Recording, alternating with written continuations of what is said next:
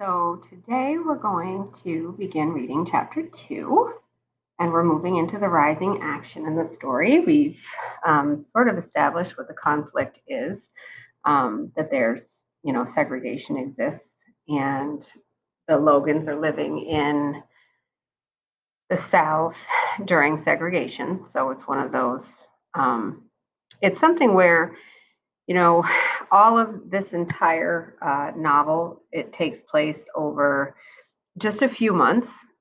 It might even actually be just just the school year. And so the the conflict really from beginning to end is going to exist because again, it takes place in 1933 during during segregation, during a time of segregation. So that didn't change in 1 year. So all we can see is things get better for the Logans or things get worse for the Logans. And that's about as far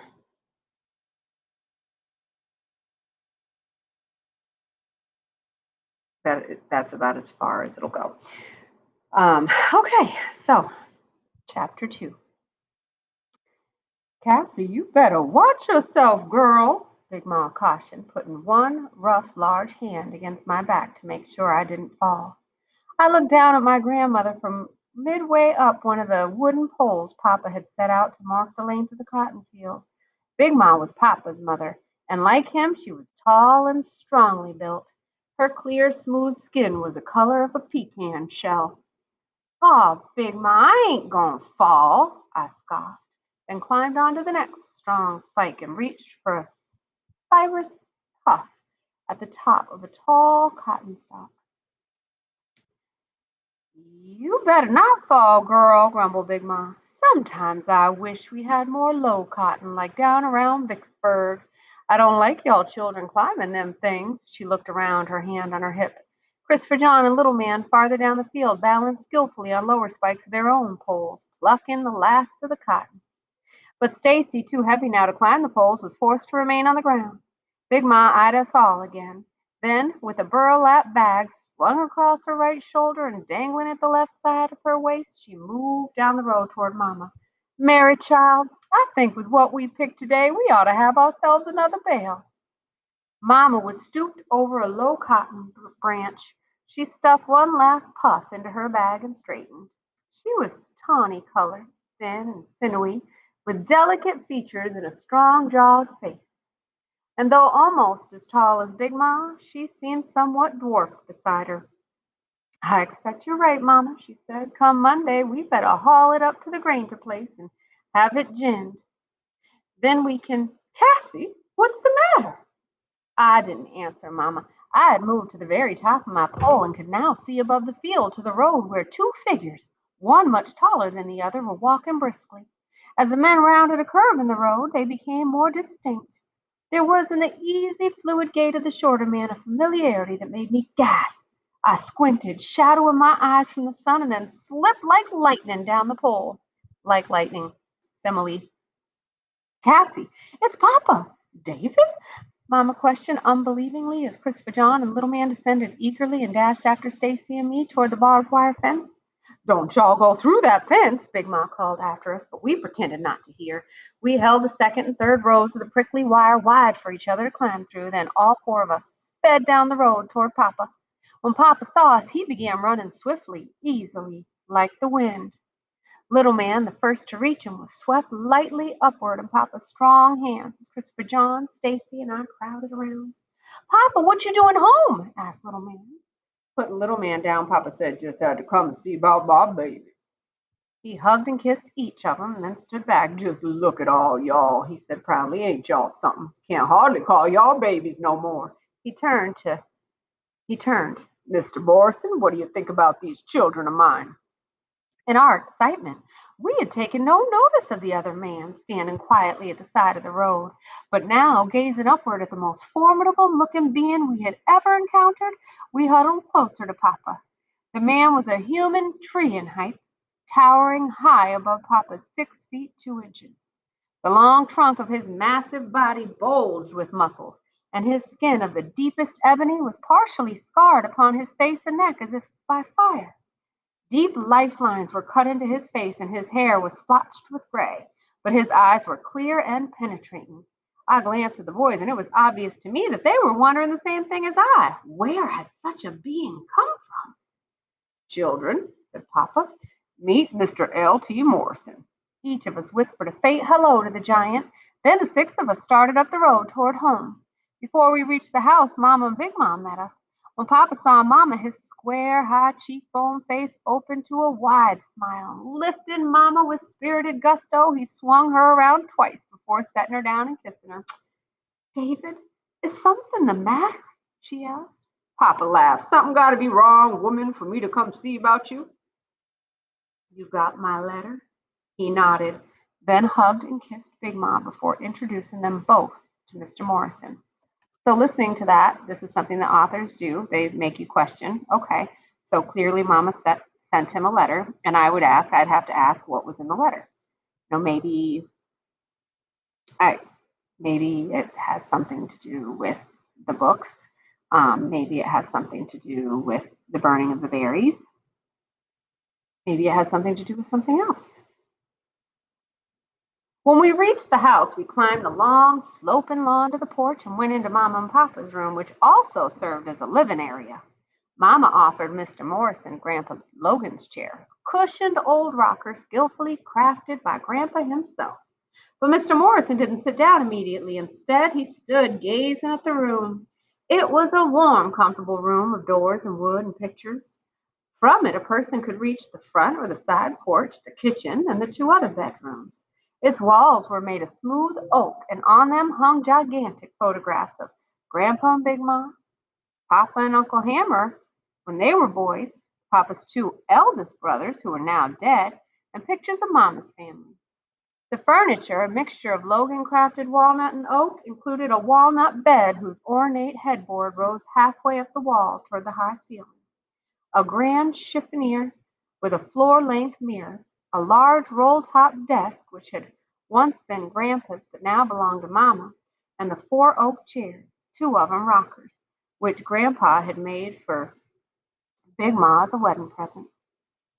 Mr. Morrison nodded when he had taken it all in as if he approved, then sat across from Papa in front of the unlit fireplace. The boys and I pulled up straight back chairs near Papa and Big Ma as Big Ma asked, "How long you be home, son?" Papa looked across at her. "Till Sunday evening," he said quietly. "Sunday!" Mama exclaimed. "Why, today's already Saturday." "I know, baby," Papa said, taking her hand, "but I gotta get that night train out of Vicksburg so I can get back to work by Monday morning." Christopher John, Little Man, and I groaned loudly, and Papa turned to us. "Papa, can't you stay no longer than that? Last time you came home, you stayed a week," I said. Papa gently pulled on one of my pigtails. "Sorry, Cassie girl, but I stay any longer, I might lose my job." "But Papa—" "Listen, all y'all," he said, looking from me to the boys to Mama to Big Ma. "I come home special so I could bring Mr. Morrison. He's gonna stay with us a while." If Mama and Big Ma were surprised by Papa's words, they didn't show it, but the boys and I looked wide-eyed at each other, then at the giant. "Mr. Morrison lost his job on the railroad a while back," Papa continued, "and he ain't been able to find anything since. When I asked him if he wanted to come here as a hired hand, he said he would. I told him we couldn't afford much food and shelter and a few dollars in cash when I come home in the winter." Mama turned to Mr. Morrison, studied him for a moment, and said, "Welcome to our home, Mr. Morrison." "Miss Logan," said Mr. Morrison in a deep, quiet voice like the roll of low thunder, "I think you ought to know I got fired off my job. Got in a fight with some men. Beat 'em up pretty bad." Mama stared into Mr. Morrison's deep eyes. "Whose fault was it?" Mr. Morrison stared back at her.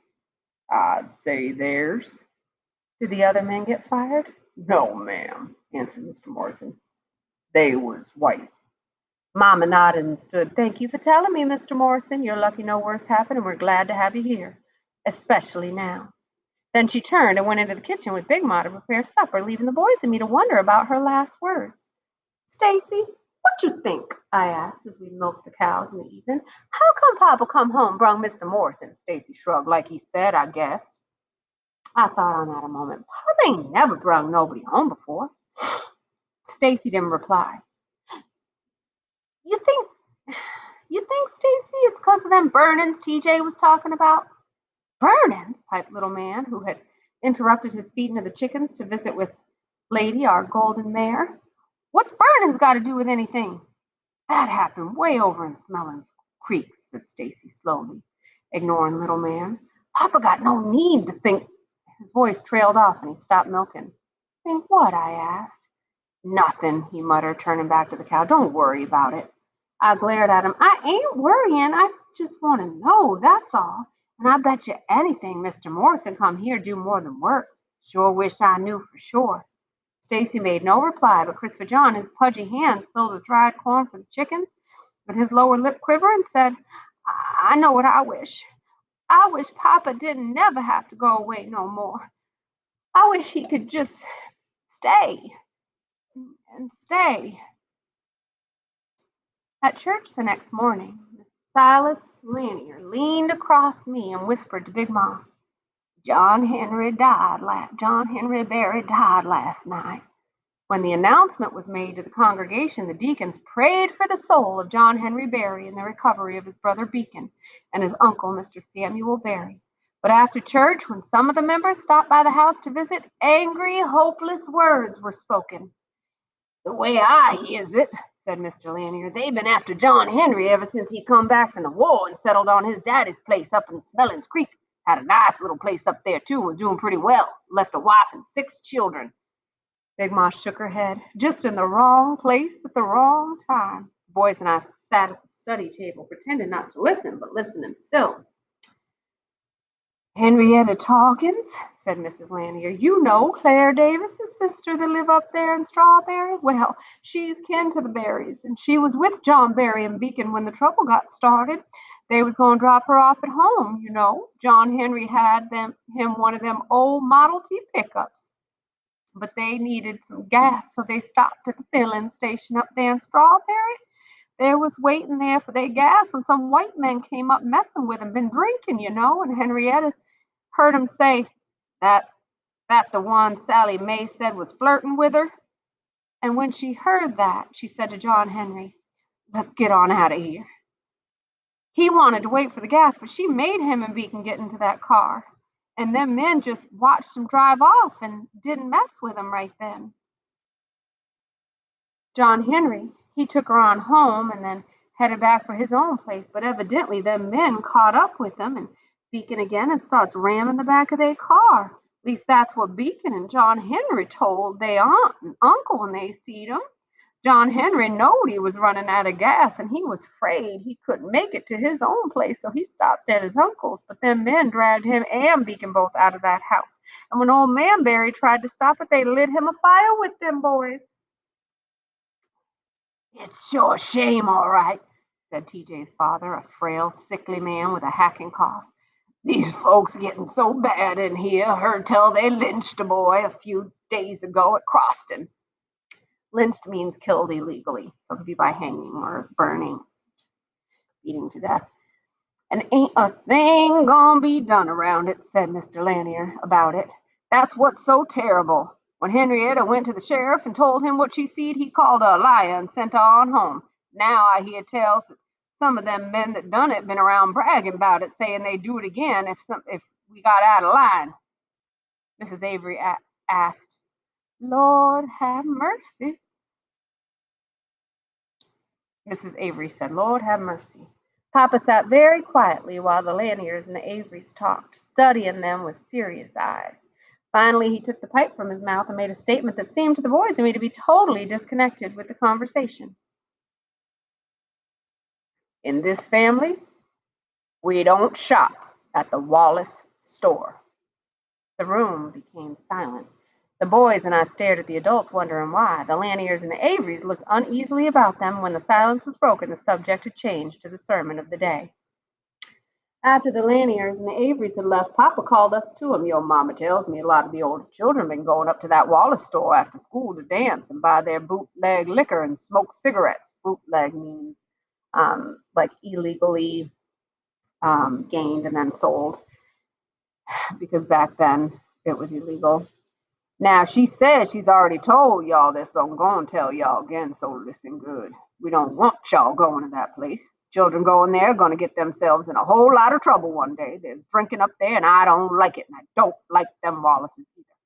If I ever find out y'all been up there for any reason, I'm going to wear y'all out. Y'all hear me?